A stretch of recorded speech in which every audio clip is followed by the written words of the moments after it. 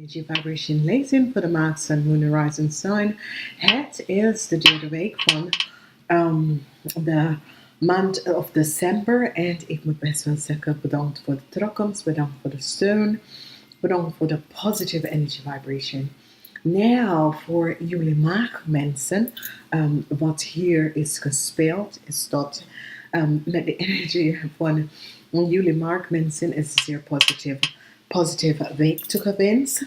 En de energy is de energy of de lucht voor deze week. En de zodiac energy van vuur van maandag tot en met vrijdag. Zaterdag en zondag heb je vuur energy. Maar de zodiac energy is de harde. Dat is zeer positief. Sommige van jullie kunnen berichten aangeven aan je ouders om te uitnodigen om even bij jullie te gaan eten of de geest te veren. Nou, jullie krijgen geen echte nummer. Geen echte nummer, nieuwe start, nieuwe positieve start, news come in. So the number 1, as van de as van pentacles, de 1 van staven en de page, dus is informatie en nieuwe start, oké?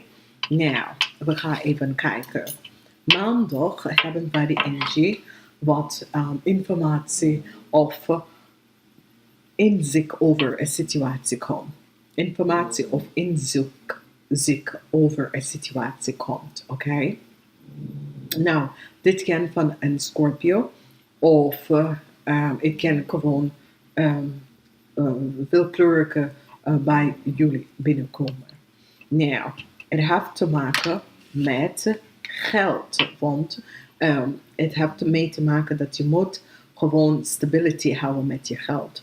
Of het kan ook dat er some leugens en bedriegen dat je zit vast om je geld te vast te houden en het was niet waar, oké? En dat leugens komt tot een eind.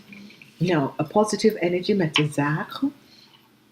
Dat positive energy van je zaak komt best wel op woensdag, maar dit is een free energy, dus je hebt water op maandag, emotional, want informatie komt.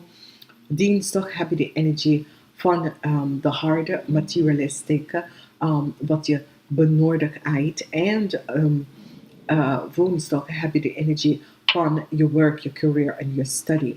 Nou, als je hebt study, je gaat even krijgen dat je bent geslaagd met de goede cijfers, oké?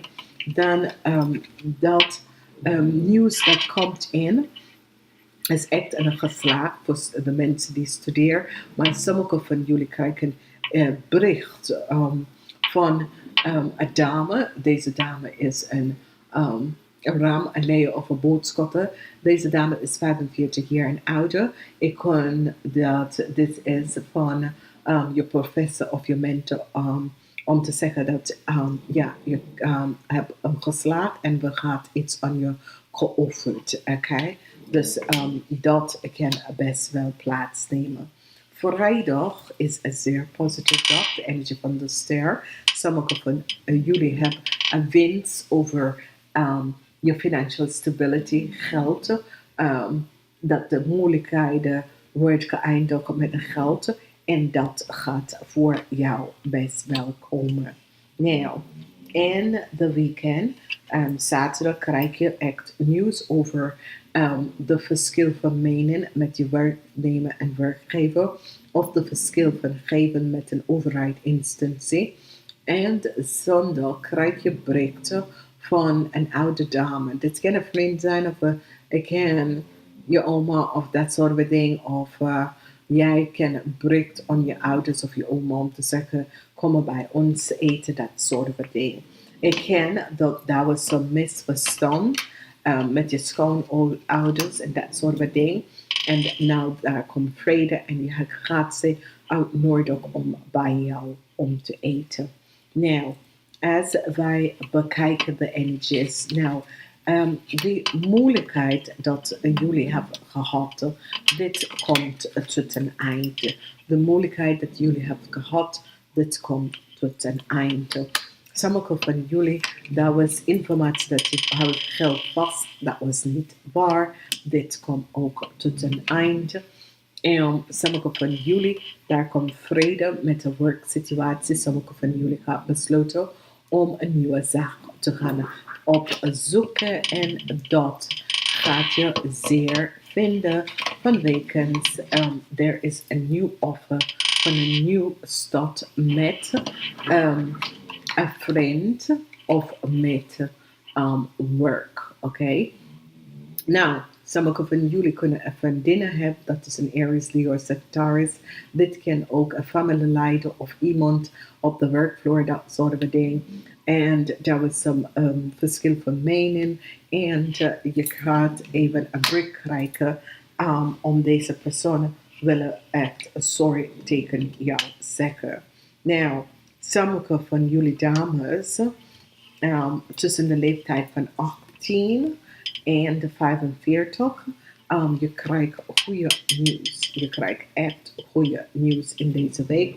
De nieuws kan van een oude kennis binnenkomen, maar de nieuws kan ook van je ouders binnenkomen. En dat is best wel goed. Ik zie vrede met een conflict, vrede, het eind van moeilijkheden. Je krijgt van je gids dat de eind van je financieel onstabiel komt binnen vanwege doordat hier komt pas nieuw geld. Je financieel en je geld, je materialistic world, wat je hebt nodig om jou tevreden te zijn. Whatever moeilijkheden daar was, het komt best wel tot een eind en een nieuwe financial stability komt in je leven en dat is goed. Sommige van jullie hebben een emotionele situatie met deze man en het gaat tot een eind komen.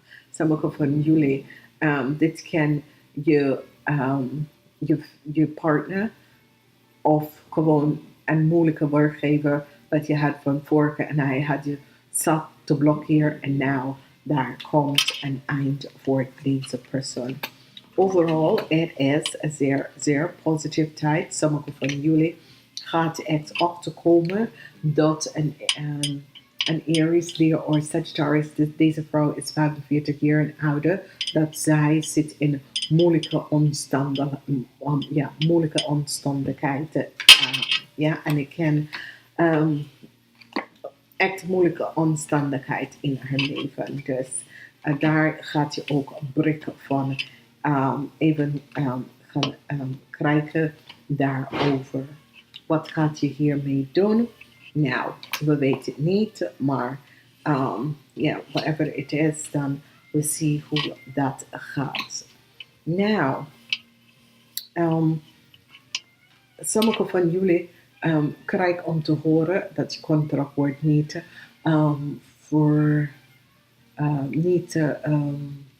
extend. Dus het is goed, want je gaat een nieuwe baan krijgen direct. Oké?